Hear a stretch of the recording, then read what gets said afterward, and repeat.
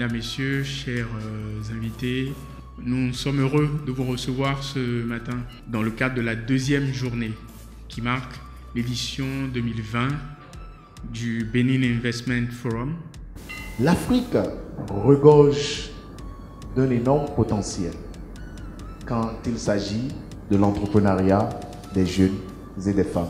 Lorsqu'on a la volonté et qu'on croit en son produit, eh ben on fonce. J'ai foi en la jeunesse et tout le continent en termes de créativité, que ce soit les femmes ou la jeunesse. L'Afrique aujourd'hui devient le chantier porteur pour les investisseurs.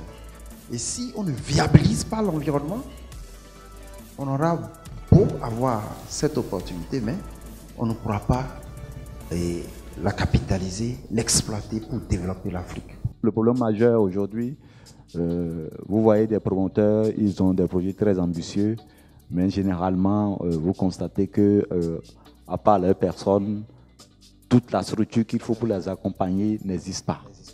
Dans le cadre d'un projet, il est essentiel que le promoteur même y croit et qu'il tienne compte du fait que le projet doit venir solutionner un problème et que la demande existe réellement.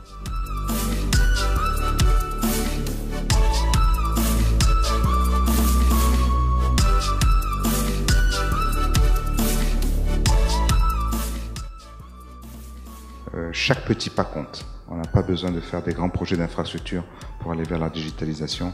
Et c'est quelque chose qui est important pour tout le monde et c'est l'affaire de tous.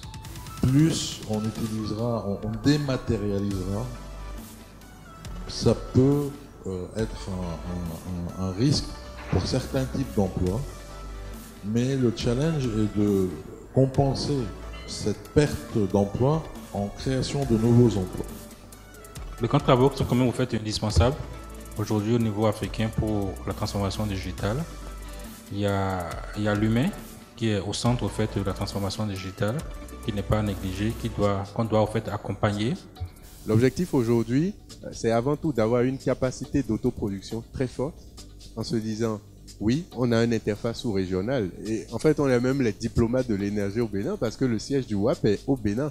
Donc je dis, on coordonne en fait l'infrastructure sous-régionale, mais en se disant, nous développons nos propres capacités pour pouvoir accompagner en fait cette demande-là que jusqu'à présent, on n'a pas été en mesure de répondre. Ce qui est plus important, c'est la planification. Comme Léonide en parlait au niveau de la cartographie, etc., il faut savoir où sont les besoins, de combien de mégawatts on a besoin à tel endroit, etc. Sinon, ça risque de poser des problèmes en termes de doublons de projets et de perte d'efficacité. Il y a des solutions que les Béninois peuvent mettre en place pour financer leur autonomie en termes d'énergie et même pouvoir vendre l'énergie qui est une denrée qui nous rapportera des devises. Il y a plusieurs axes de coopération qu'on va exploiter, toujours pour renforcer les compétences non seulement des startups et entrepreneurs, mais également des industriels déjà présents. Le développement d'un pays, c'est beaucoup plus reposé sur la jeunesse, parce que les jeunes d'aujourd'hui, c'est eux qui seront les opérateurs économiques de demain. C'est eux qui seront le président de la CCIB de demain.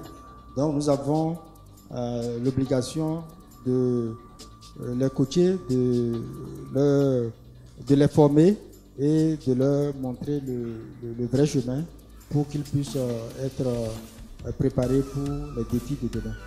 Nous retenons que la volonté politique est d'abord la première. Il faudra les idées ensuite. Il faudra accompagner les entreprises et promouvoir davantage le partenariat entre les différentes chambres de commerce d'industrie du Bénin, chambres de commerce européennes, afin de partager d'autres expériences, de partager des formations, de partager les produits, de partager la connaissance. Je vous remercie.